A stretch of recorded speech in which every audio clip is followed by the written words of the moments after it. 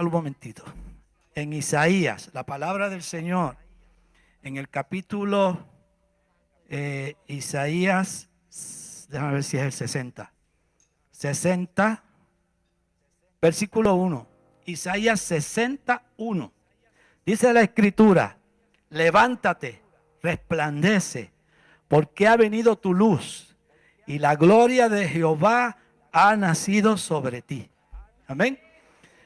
Basado en esa palabra, el Señor nos inspiró este cántico que lo vamos a cantar para la gloria de Él. Amén. Es fácil, es sencillo. Es solamente la estrofa que ustedes ven ahí. Y dice: levántate.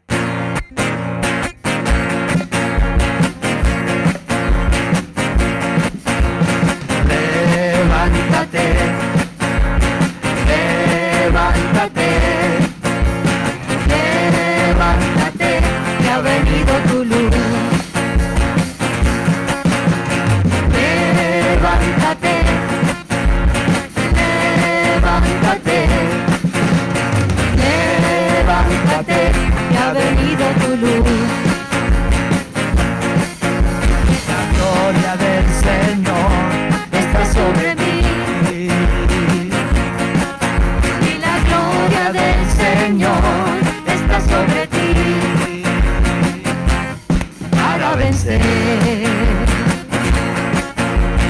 Levántate, levántate, levántate, que ha venido tu luz. Sí, Señor, aleluya. Levántate, levántate. ¿Lo cogieron en serio? Levántate, que ha venido tu luz. Y la gloria del Señor está sobre ti.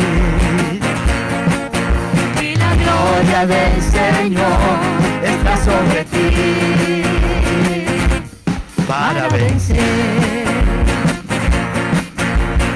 Levántate, levántate, levántate, que ha venido tu luz.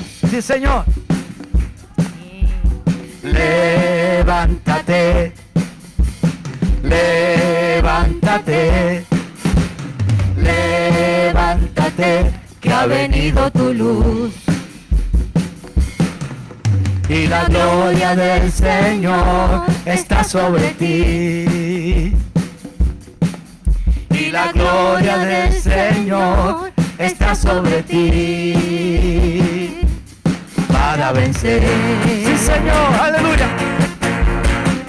Levántate, levántate, levántate, que ha venido tu luz. Sí, Señor, te adoramos, aleluya. Levántate, levántate, levántate, que ha venido tu luz. Y la gloria del Señor está sobre ti. Y la gloria del Señor está sobre ti, para vencer. Sí, Señor, para vencer, para vencer. Sí, Señor, aleluya. Sí, Señor. Hermano, Gracias, papá. gloria a Dios. Déselo fuerte, Señor. Gloria a Dios. Aleluya.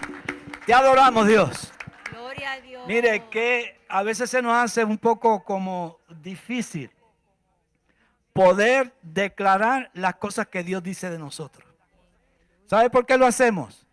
Porque hablamos mirándonos a nosotros mismos y no lo hacemos mirando lo que dice Dios. ¿Sabe? Usted es santo no por cómo usted se porta ni por lo que usted hace o dice. Usted es santo porque el Señor lo santificó. La Biblia dice que la gloria del Señor está sobre nosotros. Amén.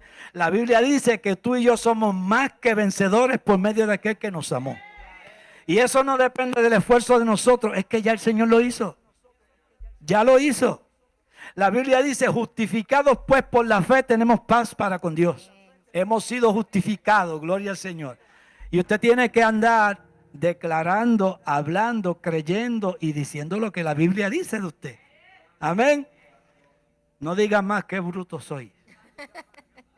Porque la Biblia dice que a lo necio del mundo escogió Dios para avergonzar a los sabios. Amén. Y la Biblia dice que nosotros somos sabios porque hemos escogido lo mejor que es el Señor. ¿Cuántos dicen amén? Alabado sea el Señor. Gloria a Dios. Amén. Que el pastor con nosotros. Pastor por aquí. Todos conocen al pastor Omel, ¿verdad que sí? Él viene, él es nuevo en la congregación, le vamos a dar la oportunidad de predicar en el día de hoy, ¿verdad? Tenemos la bendición y el placer de que nos traiga la palabra en el día de hoy. Lo dejo con el pastor Omel. Santo eres. ¿Cuántos están gozando en la presencia del Señor? Es un gozo y un privilegio. Pueden tomar asiento. Poder estar aquí, compartir, rendir culto al Señor, porque Él es el que todo lo merece. Y hoy vamos a estar hablando de un tema bastante interesante, o sea, es una continuidad de lo que estuvimos tratando la semana pasada, que estamos tratando sobre el tema Mejor Juntos. Y hoy vamos a estar hablando sobre la oración. Vamos a orar un momento. Te damos gracias, Dios. Gracias por todo lo bueno, lo lindo, Señor, por todo lo que has hecho en nosotros. Gracias, Señor, porque si estamos aquí es porque tú nos has traído. Gracias, Señor, porque si estamos aquí, Señor, es porque queremos, Señor, rendirte, Señor, todo lo que somos a ti. Te pedimos que esta palabra, Señor, llegue a nuestros corazones y haga un cambio en ella, Señor. Que, Señor, transforme nuestras vidas, que nos haga, Señor, mejor personas y poder así, Señor, irnos acercando cada vez más a ti. En el nombre de Jesús oramos y te damos muchas gracias. Amén y amén. Bien, vamos a estar hablando sobre el tema orando, sobre la oración, y como estamos tratando la serie Mejor Juntos, o sea, obviamente vamos a estar hablando sobre orando juntos. Y vamos a seguir tratando sobre el libro de los Hechos. Es básicamente el libro que vamos a estar tocando, sobre todo esta primera parte vamos a estar hablando sobre los primeros capítulos del libro de los Hechos. Hoy vamos a hablar sobre Hechos 1, versos 12 al 14. Son solamente los versos que vamos a estar tocando, pero es un texto bastante interesante, hermano. Quiero que ahí usted abra su Biblia, no quiero que se pierda de nada. Hoy le traigo un mensaje de parte del Señor bien sencillo, pero bien sazonado. Es bien sencillo, pero muy necesario. Vamos a leer la palabra del Señor, Hechos 1, del 12 al 14. Dice, entonces regresaron a Jerusalén desde el monte llamado Los Olivos, situado aproximadamente a 1 kilómetro de la ciudad. Cuando llegaron, subieron al lugar donde se alojaban. Estaban allí Pedro, Juan, Jacob, Andrés, Felipe, Tomás, Bartolomé, Mateo, Jacob, hijo de Alfeo, Simón el Celote y Judas, hijo de Jacob. Todos en un mismo espíritu se dedicaban a la oración juntos con las mujeres y con los hermanos de Jesús y su madre María. Antes de entrar en materia, o ya entramos en materia, quiero resaltar dos o tres aspectos que me llaman mucho la atención sobre esta porción de las Escrituras. Y lo primero es sobre los lugares que se mencionan aquí. El primero que se menciona es el Monte de los Olivos.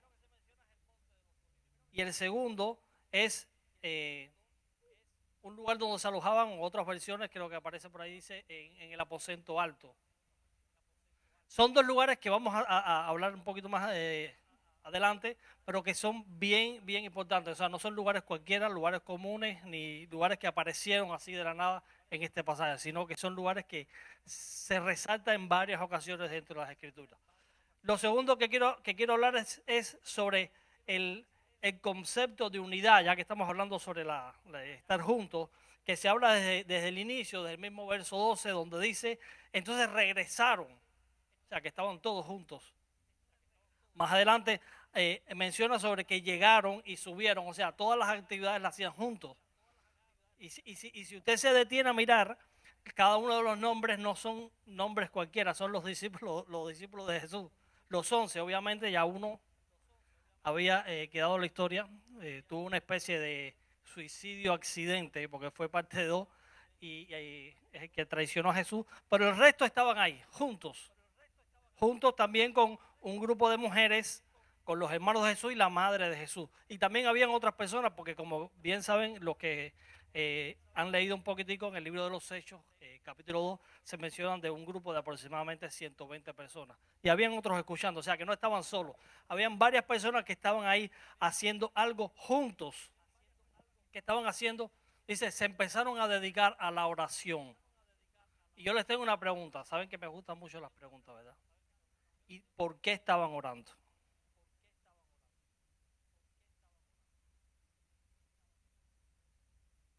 Solo quiero que piensen eso. ¿Por qué oraban? O sea, me gusta hacer esa pregunta porque no me gusta leer por leer. Quiero entender lo que estoy leyendo.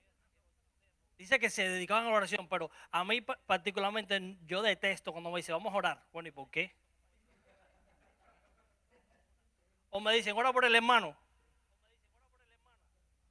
¿Qué le pasó al hermano?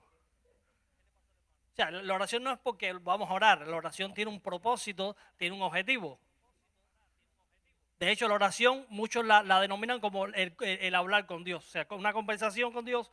Entonces, si ahora yo digo, vamos a conversar, ¿qué usted me va a decir? ¿Y de qué vamos a hablar? Esa es la oración. O sea, ¿por qué estaban orando estas personas? Los voy a dejar con la duda. Dice, uno de los mayores movimientos que ha existido o sea, dentro del cristianismo, por llamarlo, por decirlo así, por no decir dentro de la historia, es lo que pasó el día del Pentecostés. Y cuando hablo del día del Pentecostés no estoy hablando de la fiesta que tenían los judíos, sino de ese acontecimiento que se registró en el libro de los Hechos, ese día de Pentecostés. Porque saben que esto era una fiesta que se celebraba.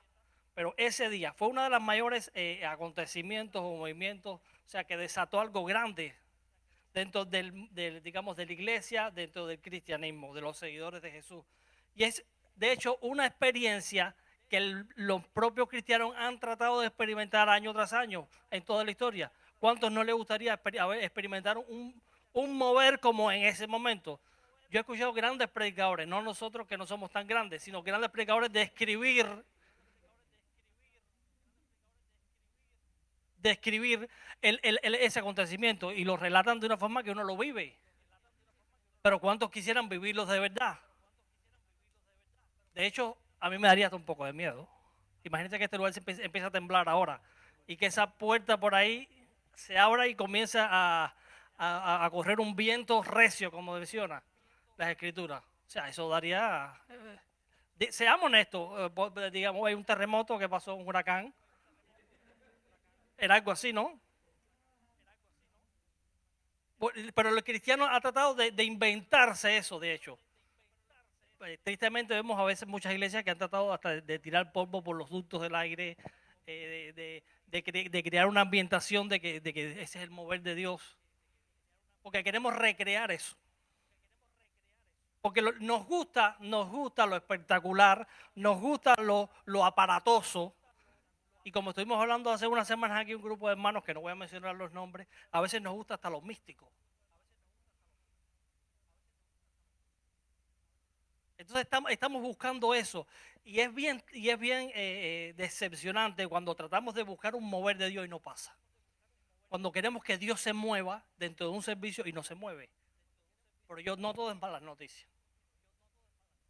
¿Ok? No son todas malas noticias. Porque tenemos que recordar que nosotros somos las manos y pies de Jesús. Tenemos que recordar que nosotros somos el cuerpo de Cristo. Y si usted se mueve, Cristo se está moviendo. Si la iglesia se mueve, eso es un mover de Dios. A lo mejor no es tan espectacular como lo esperábamos, pero es un hecho. Si usted trabaja para Dios, es Dios trabajando. Porque esa ha sido la autoridad que Dios le ha dado. De hecho, el propio Jesús dijo, y cosas mayores aún de las que yo he hecho, ustedes harán. Eso no es un mover de Dios. La promesa ha sido dada. Y de hecho, lo que sucedió en Hechos 2, estoy hablando ya del acontecimiento como tal, que no vamos a estar hablando sobre eso hoy, porque eso le toca al próximo predicador. Vamos a estar hablando, es un suceso que sucedió debido a lo que pasó en Hechos 1, lo que acabamos de leer. Porque la promesa ya había sido dada. Jesús ya lo había comisionado a que fueran a ese lugar. Dice, y estando juntos, les mandó que no se fueran de Jerusalén, sino que esperasen la promesa del Padre, la cual le dijo, oíste de mí, porque Juan ciertamente bautizó con agua, mas vosotros seréis bautizados con el Espíritu Santo dentro de no muchos días. Y estaba siendo exacto, no pasaron muchos días. Era una promesa. Y a lo mejor esta va a ser mi última predicación, porque les voy a decir, muchos creen que lo que desató ese día fue la oración de los discípulos, pero no fue eso. Ya eso había sido prometido. Y no solo en esa ocasión, sino en otra ocasión. También cuando Jesús le dijo, si ustedes me aman y y cumplen con mis mandamientos, yo les voy a enviar un consolador para que no estén solos. Y no termina ahí, se sigue diciendo, y ese espíritu que no conocen las personas del mundo porque no le ven ni le conocen, viven entre ustedes, pero en ese momento vivirá en ustedes. Ya había sido prometido.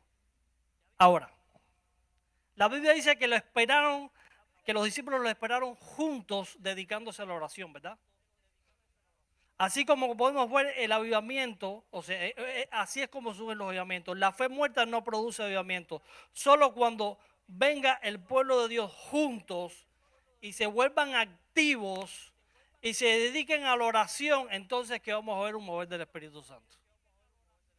Porque aunque ese suceso no lo ocasionó la oración de los discípulos, en la posición que ellos estaban era la correcta. Porque Jesús lo que les dijo, vayan a Jerusalén, esperen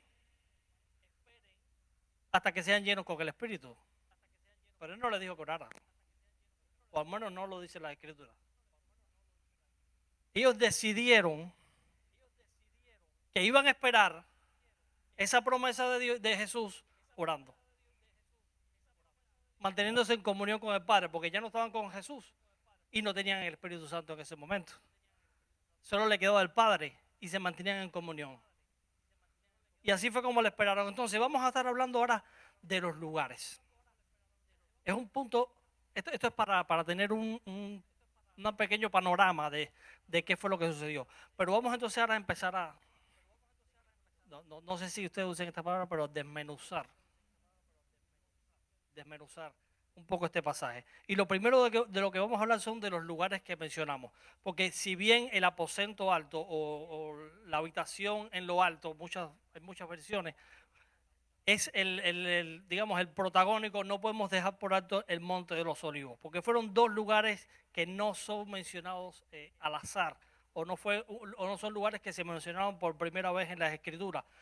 Vamos a empezar por el Monte de los Olivos, que fue donde empezó todo, el Monte de los Olivos. Dice, fue un lugar importante donde Jesús y sus discípulos, o sea, se dedicaban a la oración. Ellos iban a menudo. De hecho, Jesús, ese era uno de sus lugares favoritos, donde iba a orar siempre. Se apartaba de ese lugar a orar. Dice, y el lugar no solamente era frecuentado para orar, sino que en ese lugar fue donde Jesús se preparó en oración para ser entregado para su muerte. De hecho, es un lugar tan importante que hoy en día sigue siendo importante porque es uno de los pocos que se mantienen tal cual. De hecho, los olivos, es una lástima que no tengamos aquí los recursos para proyectar todo. Los olivos que se mantienen en el lugar son los que habían en el tiempo de Jesús. ¿Cuántos quisieran ir a ese lugar y tocar un olivo de eso? A lo mejor Jesús lo tocó. Todavía está en ese lugar, ese lugar. Y ese lugar también fue donde Jesús, en Hechos 1:12 dice, Jesús, donde los discípulos salieron a prepararse para la promesa de Jesús. Ahora, vamos entonces al aposento alto. Ya entendemos lo que fue el Monte de los Olivos. Fue donde Jesús les comisionó para que los discípulos recibieran, o sea, fueran a recibir la promesa, y fue donde Jesús fue entregado. También está el aposento alto, que es un lugar bien interesante, porque en este lugar fue donde Jesús celebró las Pascuas con sus discípulos. ¿Saben lo que es ese evento más conocido como la Última Cena? La Última Cena. Hay muchos retratos, muchas esculturas. Bueno, ahí en ese lugar fue donde sucedió. ¿Cómo sucedió? Se estaba acercando la fiesta. Entonces, dos de los discípulos hablaron con Jesús. Estoy hablando de Pedro y Juan, de los más cercanos que Jesús tenía, y comienzan a hablar sobre dónde vamos a celebrar las Pascuas. Esto no era un lugar cualquiera. Siempre estamos hablando de que los pobres son los que más cercanos están a Dios, sobre que las personas que nos tienen se acercan más a Dios. Pero en este caso había un hombre que era el dueño de la casa, porque esa casa tenía dueño, créanme. Y les voy a dar un dato: las casas de 2 niveles en aquella época eran un lujo. O sea, tener una casa de 2 niveles, como cuando estamos hablando de un aposento alto, es que estaban en un segundo piso. Gracias. Las casas de 2 niveles era un privilegio, o sea, que era una persona bien posicionada. Y Jesús les dijo: ve a la ciudad, vayan a la ciudad, van a ver, hay un hombre que va a estar cargando un cántaro de agua, síganlo, no hablen con él, síganlo, y a donde entre, entonces hagan llamar al dueño de la casa. Y dígale, el maestro, ¿dónde el maestro va a celebrar la Pascua? Y el hombre le enseñó el lugar, dice que era un lugar amueblado, muy bueno, preparado con todas las condiciones, y ahí fue donde se celebró las Pascuas, porque ese fue el lugar que Jesús escogió, un lugar especial. Y era aquí donde Jesús también oró por ellos para que recibieran el Espíritu Santo y cumplieran la voluntad de Dios. Porque cuando estaban en medio de la cena, saben que Judas Iscariote, o sea, Jesús en un momento dice: bueno, voy a mojar esto, y al que se lo dé va a ser quien me va a traicionar. Ese hombre sale, porque él nunca estaba en los eventos. No sé si usted ha podido notar eso.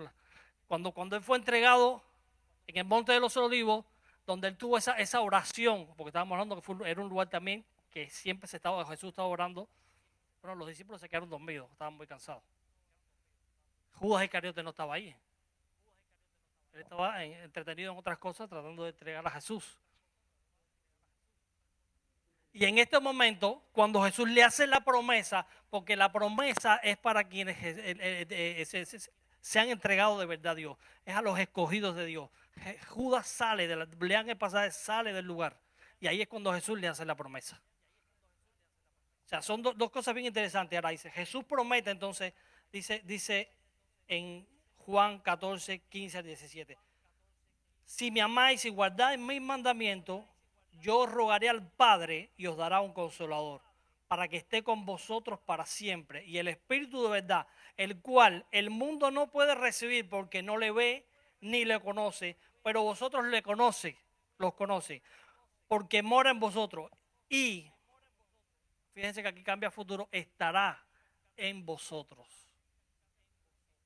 En este mismo lugar, donde Jesús le hace la promesa a sus discípulos de que iban a recibir al Espíritu Santo, es donde ellos lo reciben.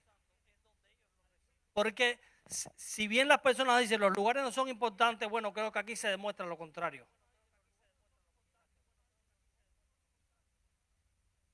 Los lugares sí son importantes. No es que estemos limitados a un lugar, pero los lugares sí son importantes. Porque si bien el Monte de los Olivos fue un lugar testigo de tantos sucesos, donde Jesús iba a orar constantemente, donde Jesús fue a ese lugar, él no escogió el lugar al azar, fue a ese lugar a prepararse para su entrega. De hecho, en ese lugar es donde vemos uno de esas facetas humanas débil de Jesús, cuando le dice: Padre, si puedes, pasa de mí esta copa. O si es posible, traducido a nuestro español, si es posible, no me hagas pasar por esto, pero que se haga tu voluntad y no la mía. Y entonces, buscando apoyo, le sucedió parecido a la anécdota que nos contaba mi esposa al comienzo del hombre que llevaba 7 iglesias buscando oración. Jesús iba donde estaban sus discípulos, a veces estaban orando, ayudando a interceder por él, y cuando llegaba al lugar que estaban haciendo, durmiendo. iba de nuevo a orar. Padre, que se haga tu voluntad, no tuya. Iba de nuevo y estaba durmiendo.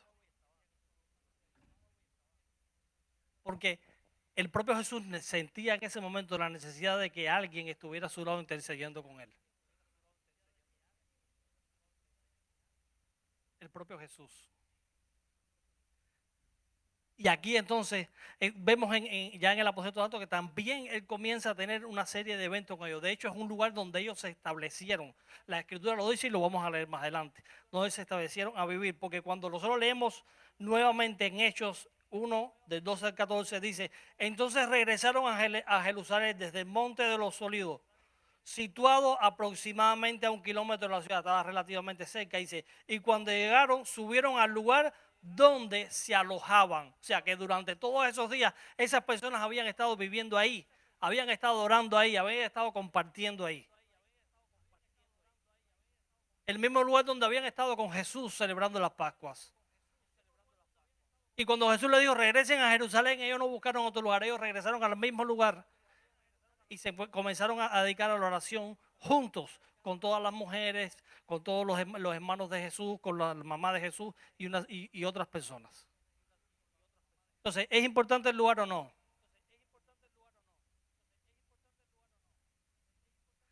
Ahora, el Monte de los Olivos fue el lugar donde Jesús fue arrastrado hacia su muerte y fue el lugar donde los discípulos fueron y salieron hacia un avivamiento. El otro lugar, el aposento alto, fue el lugar donde Jesús hizo la promesa y también fue el lugar donde se recibió la promesa. Fueron dos lugares muy importantes durante esta época de la iglesia.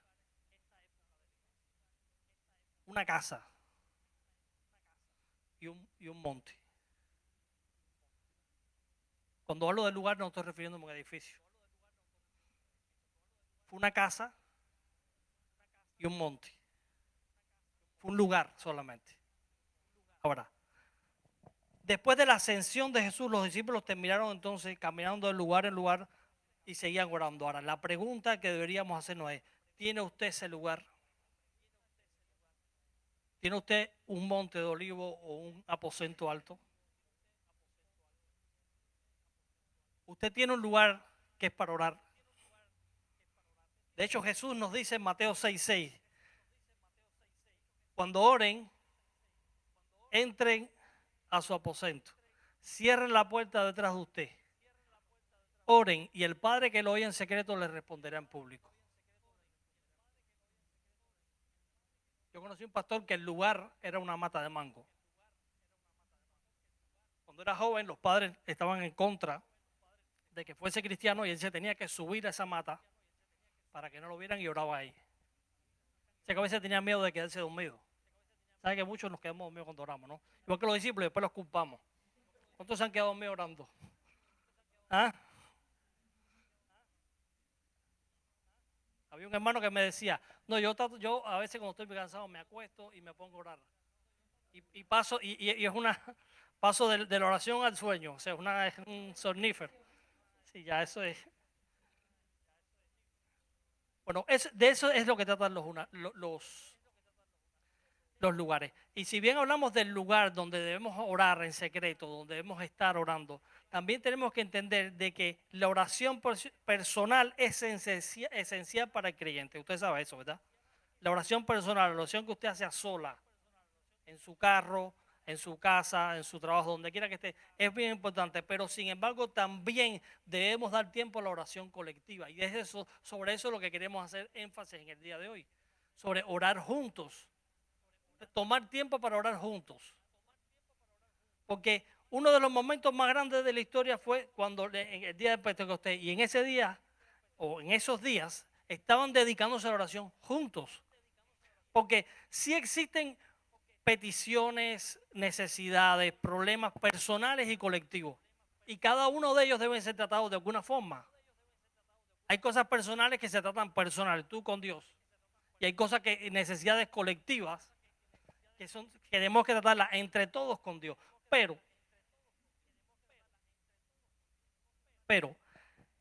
quiero hacer un paréntesis y tomar la anécdota que nos acaba de mencionar mi esposa.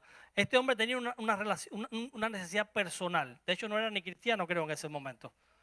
pero sabía de que Dios, o puede que ni siquiera sabía que Dios, sabía que los cristianos podían ayudarlo. Y acudió a 7 lugares diferentes. Vaya, tremendo. Yo me hubiera cansado en la segunda, vaya, le voy a ser honesto. Yo me hubiera dado por vencido en la segunda. Pero fue a 7.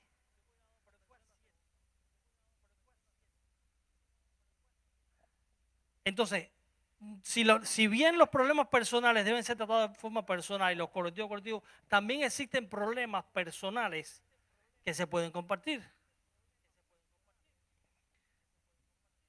Dice, aunque no creo que haya sido la causa del pecado, o sea, la oración, sí creo que la posición, como le mencioné, era la correcta. Voy a hacer un énfasis en eso y le digo, a lo mejor me busco un problema. Porque sí se ha enseñado durante muchos años de que porque las personas estaban orando, y de hecho eso fue, esto es un momento que lo menciona la Escritura que es bien importante, es que el Espíritu Santo descendió y no es así, eso era una promesa que había sido dada.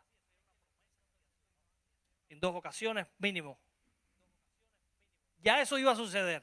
Ahora, si Dios tiene un plan contigo, si Dios tiene un plan con esta iglesia, la posición correcta en que debemos adoptar es la de la oración.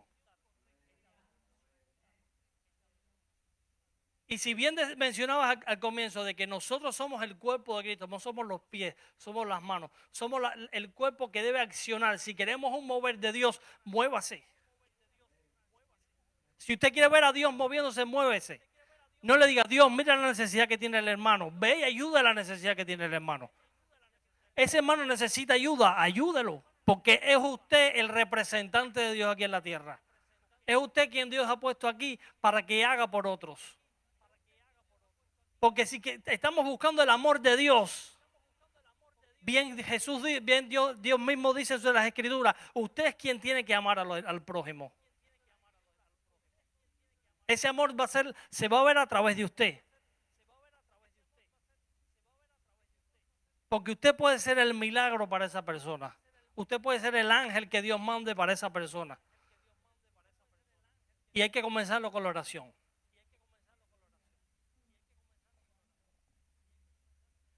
Imagínese que usted tenga un problema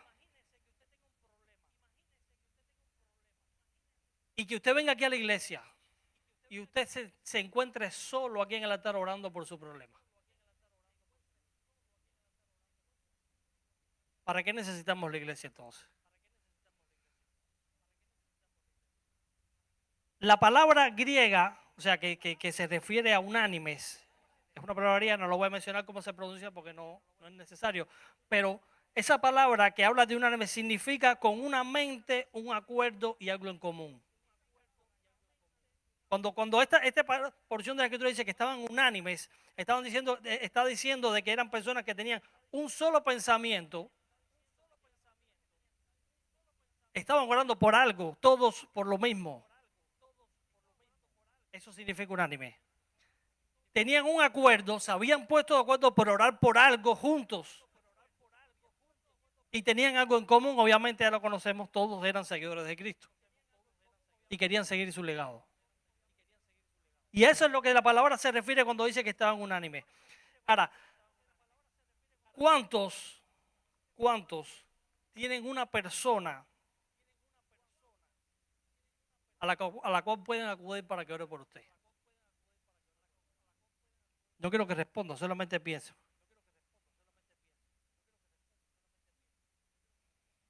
Porque cuando tenemos una necesidad, oramos a Dios por ella, pero también es recomendable tener a alguien que ore por nosotros. Yo soy una persona, y voy a hacer una confesión, que me es muy difícil, cuando tengo un problema, acudir a alguien para que ore por mí. De hecho, conocí una familia, o he conocido varias familias, que tienen un miembro dentro de su familia que cuando tienen una necesidad, cualquiera de ellos, a esa es la persona que acude, porque a él Dios lo oye.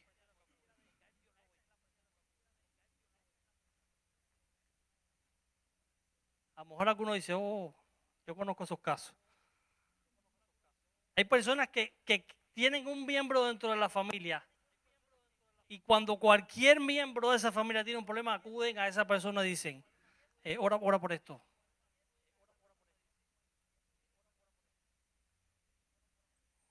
gloria a Dios porque esas personas tienen a alguien así en la familia. Y no quiero decir con esto de que Dios no nos escucha a todos. Dios nos escucha a todos. Pero hay veces que nosotros, como somos los que estamos sufriendo el problema, nos cuesta más. Nos cuesta más. Entonces necesitamos esa ayuda. Entonces vuelvo a hacer la pregunta. Quiero que piensen, ¿cuántos tienen un pastor, un líder, un hermano, un familiar, un conocido, al cual ustedes puedan a cualquier momento acudir y decir, necesito que ores por mí?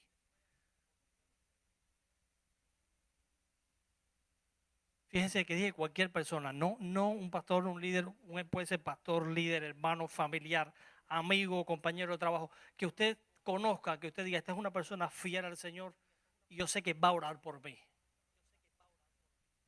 ¿Cuántos tienen eso?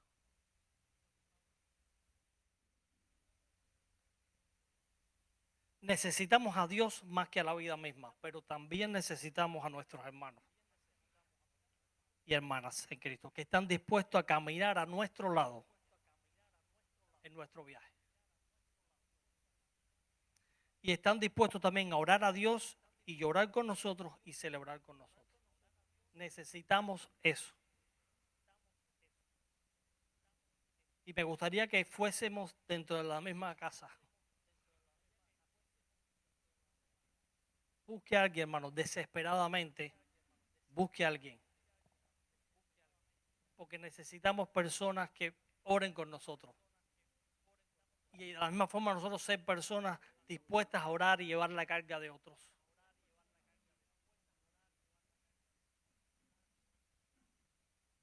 Cuando Dios ve a su pueblo en necesidad, siempre intervendrá. Créame, Dios es un Dios que escucha. A mí me encanta un pasaje de la Escritura que dice, cuando usted esté pensándolo, ya Dios lo está escuchando. Y mientras usted lo diga, ya le está respondiendo. Dios no es un Dios, Dios es un Dios que atiende, es un Dios que está ahí presente. Dios no es un Dios ausente, Él está ahí. De hecho, en la propia palabra dice que como Jesús dijo, porque el mundo no lo conoce, pero ustedes sí, porque están entre ustedes y estará. Es algo que ya sucedió en ustedes. Entonces no es un error teológico de interpretación. Ahí tenemos al director del instituto, no sea que me dale las orejas al final. Pero no es un error decir que si usted obra por Dios, Dios está obrando. Si usted hace, Dios está haciendo. Y no solamente por la persona, sino por Dios mismo. Porque el propio Jesús dijo, me viste enfermo y me atendiste. Me viste hambriento y me diste de comer. Estoy parafraseando. Me viste con frío y me abrigaste. Estuve preso y me visitaste. Y entonces los fieles dirán, ¿y cuándo lo hicimos? Y Jesús les dirá a esos fieles, por cuanto lo hiciste por uno de mis pequeñitos, a mí me lo hiciste. Tenemos que estar ahí, hermano. Dice 2 de Crónicas 7:14, si mi pueblo que lleva mi nombre se humilla y ora y me busca y abandona sus malas conductas, yo le abriré desde los cielos y perdonaré su pecado y restauraré su tierra. Porque Dios es un Dios que responde. Cuando su pueblo se mantiene fiel, Él responde. E incluso cuando somos infieles, Él también responde. Porque Dios es un Dios de misericordia. Y Dios ve más allá que nosotros. Nosotros condenamos rápido, pero Dios no. Dios siempre está buscando el arrepentimiento. De hecho, muchos dirán, desde aquella época hasta nuestra actualidad, que la llegada de Cristo algunos la tienen por tardanza. Y es bueno, ¿y hasta cuándo vamos a estar diciendo Cristo viene pronto? Pero la palabra propia nos responde, unos la tienen por tardanza, pero Dios no se ha tardado. Él lo que está esperando porque no quiere que nadie se pierda, sino todos procedan al arrepentimiento. Entonces tenemos que ser personas dedicadas a orar. El versículo 14, si usted vamos a nuevamente al texto base, Hechos 1:14 dice, todos en un mismo espíritu se dedicaban a la oración juntos por las mujeres, los hermanos de Jesús y la madre de Jesús. Y eso es lo que estaba hablando. Estaban todos dedicados a la oración.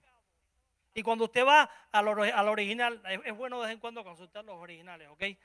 Para que nos den una idea más clara de lo que habla. Cuando usted va al original, esa palabra habla define sobre cómo anhelar. Cuando se dedicaban al original, es que estaban anhelando a orar. También querían perseverar, estar constante, diligente, asistir arduamente. Y eso no es otra cosa que decir, y voy a contar un poco, me estoy extendiendo mucho. Lo que quiere decir es que estaban buscando por qué orar. Y si usted es padre, o ha sido padre o tío, lo que sea, usted se va a dar cuenta de que cuando hay un niño en la familia, usted está pendiente de la necesidad de ese niño. ¿Es o no? Usted está dedicado, hay otra versión que dice perseverando en la necesidad de ese niño. ¿Qué es lo que necesita? ¿Qué no necesita? A veces llora y no sabemos qué es lo que quiere. Si tiene sueño, hambre o se hizo caquita. O pipí. Pero se está ahí pendiente a la necesidad de ese niño. ¿Cierto? Bueno, así debemos hacer con la oración. Estar pendiente a la necesidad de nuestros hermanos. ¿Cuál es la necesidad? Buscar la necesidad. No espere que llegue por un paracaídas. Eso es un don. ¿Okay? No es que todo el mundo seamos tan observadores que podamos percibir la necesidad. Pero hay personas que tienen ese don. De hecho, he visto personas que de solo ver a alguien le pasa algo. Y algunos van más allá y se dan cuenta de cuál es la necesidad. Pero nosotros debemos ser así, como estaban esas personas, perseverando, dedicados a la oración, buscando por qué orar. Dice, de la misma manera nosotros como pueblo de Dios estamos esperando pacientemente y vigilando, velando por la necesidad de nuestra familia, el cuerpo de Cristo. Porque esta es nuestra familia. Y si no nos importa la necesidad de los demás, ¿a dónde vamos a ir? Entonces esto nos trae un nuevo significado de las Escrituras, que dice orar sin cesar con todo tiempo de oración y petición. Esto está en Éfesos 6, 18. Dice, orando en todo tiempo con toda oración y súplica en el Espíritu. Y con esto ya termino. Y velando en ello con toda perseverancia y súplica por todos los santos. Y esto quiere decir, no es que estemos orando 24 horas. O como muchas personas conozco, pastores, ministros, que me dicen, no, porque yo dedico 7, 8 horas a la oración diaria. Eso no es lo que quiere decir, es que lo haga, gloria a Dios, ¿ok? Muy bueno. Eso está muy bueno, no tiene mucho más que hacer. No lo critico, no lo estoy criticando. Es como dice, pues decía Roberto la semana ayer, ¿no? Orando y con el mazo dando. O sea, no te me quedes en la oración. Entonces, esto nos trae un nuevo significado de este pasaje, sobre orando en todo tiempo. No es que usted deba estar las 24 horas orando. Con toda oración y súplica en el Espíritu y velando en ello con toda perseverancia y súplica por todos los santos. Esto significa en que nosotros tenemos que estar listos para cuando haya que orar. Para cuando surja la necesidad de esos santos. Para que la persona no tenga que ir a 7 iglesias a buscar oración. De hecho, a la séptima, mi esposa no le terminó el cuento, ella lo había hecho ya en una ocasión. Cuando fue a esta iglesia, a la séptima, se lo empezaron voy a usar una frase muy cubana, pelotear. Es que no hay un pastor para que ore por él. ¿No fue así?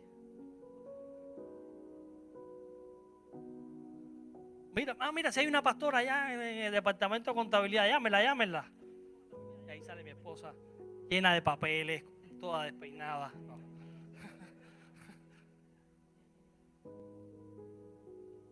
Tenemos que estar listos, no importa el tiempo que vamos en el evangelio ni el lugar que ocupemos. Somos parte de un cuerpo y cuando una parte se duele, todo el cuerpo se pone en función de ella. Porque la cabeza le manda la señal. Creo que esto se le puede hacer una buena ilustración a esto. ¿Ok? Ya con esto quiero que nos tomemos un momento. Les he hecho varias preguntas y han sido intencionales, ¿no? Sobre buscar esa persona a la cual podamos acudir en momentos de necesidad de oración. Pero ¿qué tal si nosotros nos convertimos en esa persona para otros? Quiero que usted cierre sus ojos ahí donde está. Yo voy a hacer solamente una oración. Gracias, Dios. Gracias, Señor, porque no importa el momento en que estemos viviendo ni la situación en que nos encontremos. Tú estás ahí siempre. Tú nos diste, Señor, un libre acceso para poder ir a ti, Señor, ante cualquier situación. Lo primero que pedimos es que nos limpies, Dios. Que, Señor, nos hagas limpios, que nos hagas, Señor, personas puras delante de ti. Como mencionaba Pastor Frey hace un momento, puede que nuestra conducta no sea la adecuada, pero tú nos has puesto en un lugar especial y así nos tratas como personas especiales, como ese hijo preciado. Y como esos hijos hoy acudimos a ti, Señor, pidiéndote algo especial. Venimos, Señor, pidiéndote porque tú hagas una transformación en nosotros. Y que aunque no dejemos de velar y de ver las necesidades propias, porque son importantes, que esto, Señor, no nos ciegue y nos haga, Señor, ser ciegos y ausentes a la necesidad de nuestros hermanos. Porque sabemos que como así mismo nosotros tenemos muchos problemas, mi hermano aquí a mi lado también los tiene. Y quiero, Señor, estar junto a él. Quiero ofrecer, Señor, todo lo que puedo. Quiero ser ese instrumento tuyo. Quiero ser ese instrumento que mueve tu mano. Y seas tú, Señor, que ores a través de nosotros. Que el mover que estamos buscando, que ese mover del Espíritu Santo, nos deje este privilegio de que sea a través de nosotros. Ayúdanos, Señor, a interceder. Ayúdanos, Señor, a ver sobre todas las cosas, Señor. Y que podamos, Señor, ser una familia que se interesa. Y que este lugar, Señor, se convierta en un oasis. Un oasis, Señor, en medio de este desierto en el cual estamos viviendo, Señor. Y que las personas tengan que venir aquí en busca de esa agua, Señor. De esa agua que viene de ti. De esa agua, Señor, que no permite que tengamos sed jamás. Haznos tus instrumentos, Dios. Ayúdanos a pelear. Porque sabemos de que, Señor, que nuestros problemas también están en tus manos. Que nuestras situaciones familiares están en tus manos. Nuestros problemas económicos también. Y, Señor, si tú estás en control, Señor, ayúdanos, Señor, porque aunque no estemos viviendo tranquilos, ayúdanos a vivir tranquilos y confiados en que tú estás en control. Es en el nombre de Jesús el cual oramos y te damos muchas gracias. Amén y amén.